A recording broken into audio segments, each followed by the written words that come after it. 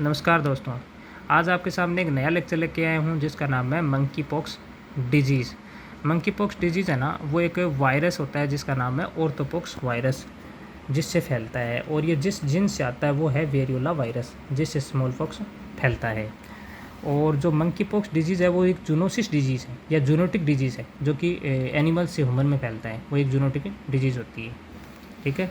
According to WHO, cases occur close to tropical rainforest से जो animal है ना, वो कैरी आउट करते हैं इस वायरस को, और ह्यूमंस के अंदर अदर एनिमल्स के अंदर ये ट्रांसमिट करते हैं, फैलाते हैं।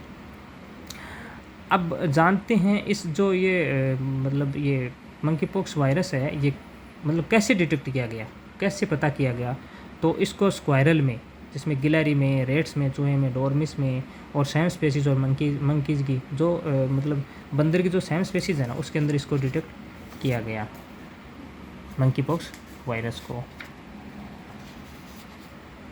It can be contact body fluid. कैसे फैलता है? तो कॉन्टैक्ट बॉडी फ्लूइड के कॉन्टैक्ट में आने पर लीजन ऑन स्किन, लीजन बन रखा है जिसमें मैक्यूला है, पेपुला है, पोस्चूल है ना, उनके संपर्क में आने से। Respiratory tract infection, respiratory tract से भी, या थ्रू आइज, यानी आइज के थ्रू, नोज के थ्रू, नाक के थ्रू, माउथ के थ्रू ये कॉन्टैक्ट के अंदर फैलता है। कंटामिनेटेड ऑब्जेक्ट लाइक एज, जैसे क्लॉथिंग है, बेडिंग है, इन सब के कॉन्टैक्ट में आने से भी, जैसे पेशेंट ने क्लॉथ यूज़ किए, बेडिंग यूज़ करी, तो उसमें उसके कॉन्टैक्ट मतलब कंटामिनेटेड में कॉन्टैक्ट में आने पर भी ये जो मतलब मंकी पॉक्स डिजीज़ है ना, ये फैलती है।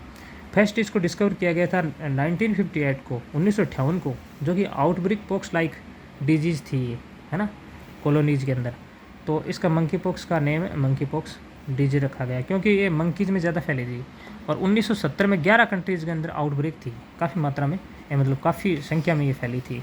तो मंकी पॉक्स जो केसेस है ना, सिम्टम कैसे है इसके?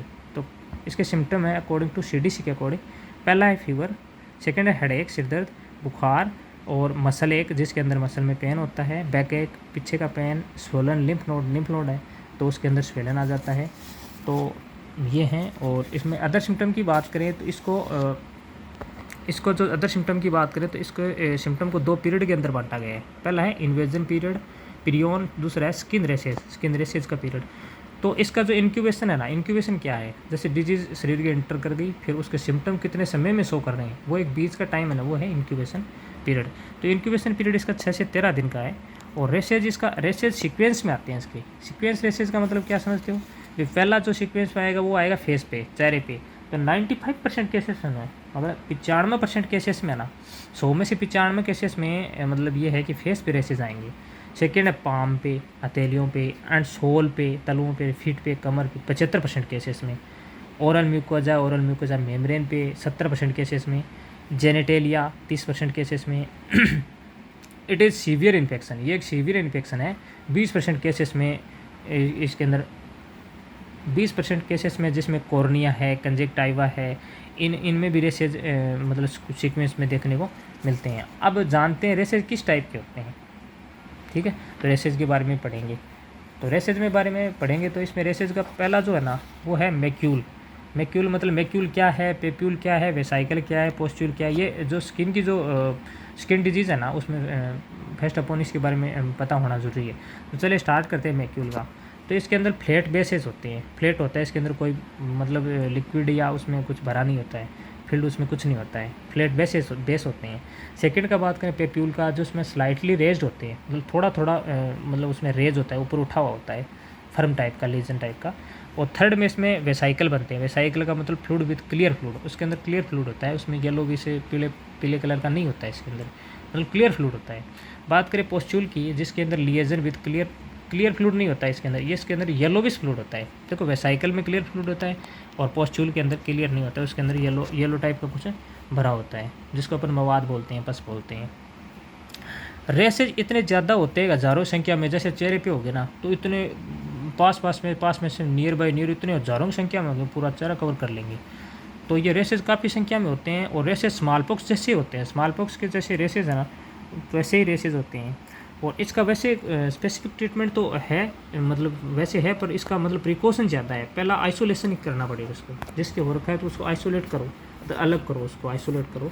किसी भी एनिमल में है तो उसके कांटेक्ट में ना रहें भाई, CDC के अकॉर्डिंग ना, WHO के अकॉर्डिंग, CDC के अकॉर्डिंग उस जो एनिमल में हो रखे हैं ना, तो उसके कांटेक्ट में ना हो जाओ, उसके जैसे मतलब उसके टच में, तो मटेरियल के कांटेक्ट मटेरियल टच में ना करें। बात करें प्रिकॉशन की, तो use alcohol based sanitiser, alcohol based sanitiser है उसका यूज़ करो।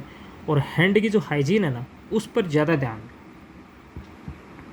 हैंड की जो हाइजीन है ना, उस पर सबसे ज़्यादा ध्यान दो। हाइजीन ही इसका मतलब बचाव है, और हाइजीन पे ध्यान दो। और उसमें बात करें अगर वैक्सीन की, कि कौन सी वैक्सीन इसके अंदर कारगर है, तो जो स्मॉल पॉक्स वैक्सीन है ना, वो इसमें भी कारगर सिद्ध है।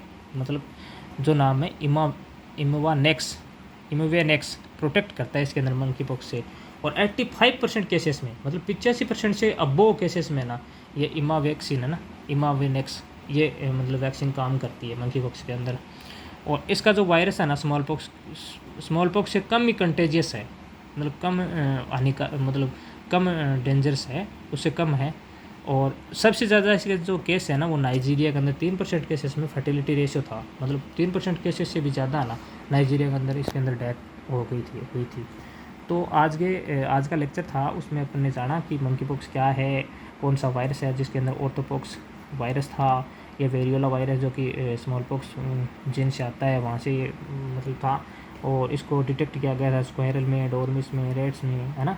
और सन स्पेसीज ऑफ मंकीज़ में भी इसको किया गया था। और ये जूनोटिक टाइप की डिजीज़ है, जूनोटाइप का पता है कि भी ह्यूमन एनिमल से ह्यूमन में हो रखी है ट्रांसमिट। और क्या क्या लक्षण थे, जो इसके अंदर फीवर, हेडेक, मसल एक, और ये सारे सिम्टम थे।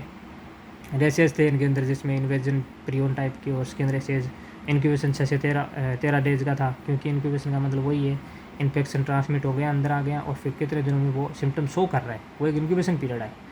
तो ये था। और इसके अंदर फिर रेसेज है ना, वो सीक्वेंस में आएंगे, चेहरे पे आ गए, फिर मतलब सीक्वेंस टाइप के रेसेज आएंगे।